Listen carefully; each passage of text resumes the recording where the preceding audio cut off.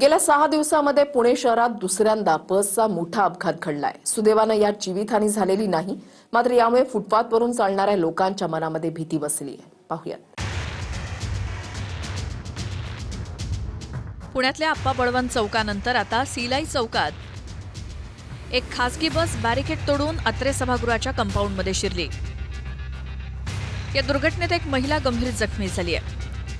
सुदैवाने लोखंडाच्या बॅरिकेडिंगमुळे बसचा वेग कमी होण्यास मदत झाली, अन्यथा बस भिंत तोडून आत शिरण्याचा धोका होता।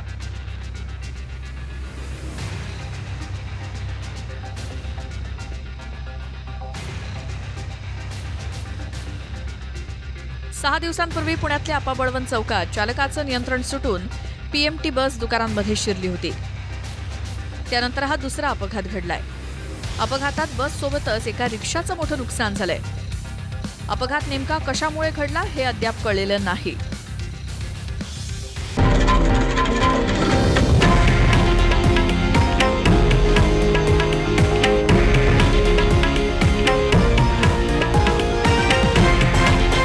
हे आहे देशातील नंबर 1 न्यूज नेटवर्क आणि आपण पाहत आहात TV9 मराठी, एकमेव।